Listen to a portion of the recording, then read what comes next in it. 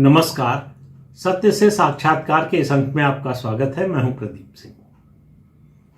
1946 में कांग्रेस अध्यक्ष चुनने का समय जब आया तो महात्मा गांधी ने अपने वीटो का इस्तेमाल करके, अपनी शक्ति का मैं कहूँगा कि बेजा इस्तेमाल करके नेहरू को अध्यक्ष बनवा दिया। और उनको मालूम था, सबको मालूम था, पूरे देश को मालूम था कि जो कांग्रेस अध्यक्ष बनेगा 1946 में वही अंतरिम प्रधानमंत्री बनेगा।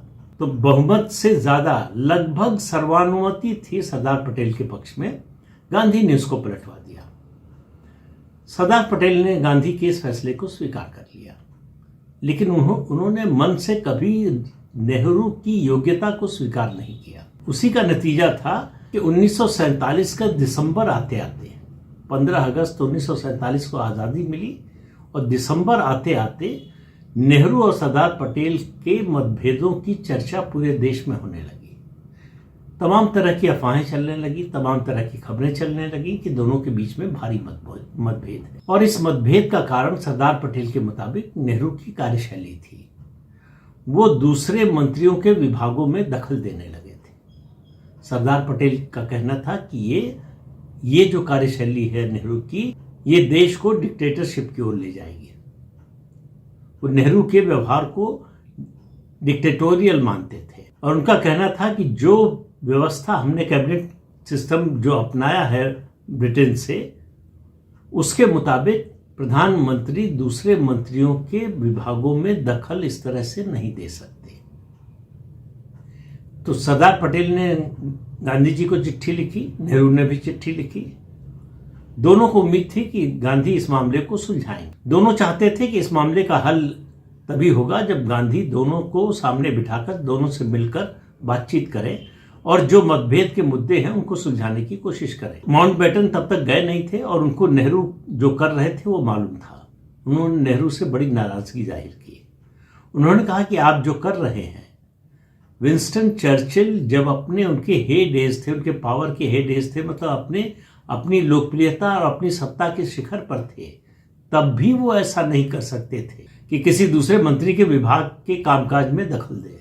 और इसके साथ साथ एक तरह की चेतावनी भी दी और जानकारी भी दी नेहरू को। कहा कि आपको जितना अंदाजा है उससे बहुत ज्यादा नाराजगी है केंद्रीय मंत्रिमंडल में आपको लेकर। तो नेहरू को न तो मंत्रिमंडल के साथियों की नाराजगी की परवाह थी, न सरदार पटेल के जो ऐतराज थे उनसे कोई मतलब था।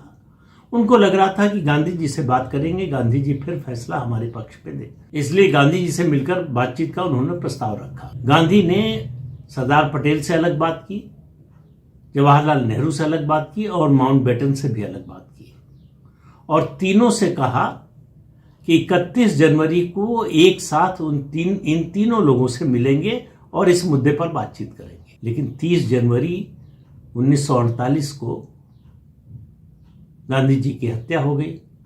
माउंटबेटन को खबर मिली तो सीधे बिरला हाउस पहुंचे। तो बिरला हाउस पहुंचे तो उन्होंने देखा कि जिस कमरे में गांधी जी का पार्थिव शरीर रखा हुआ था, वहां पर सरदार पटेल और जवाहरलाल नेहरू दोनों खड़े थे। उन्होंने दोनों की ओर देखा और उनको लगा कि यही समय है एक नाटक खेलने का। तो उन्होंने नाटक खेला, यानी एक झूठ बोला। दोनों से कहा कि जब मैं आखिरी बार गांधी जी से मिला था तो उन्होंने कहा था कि उनके जीवन की सबसे बड़ी अभिलाषा यह है कि सरदार पटेल और जवाहरलाल नेहरू मिलकर आपस में समझौता करके काम करें।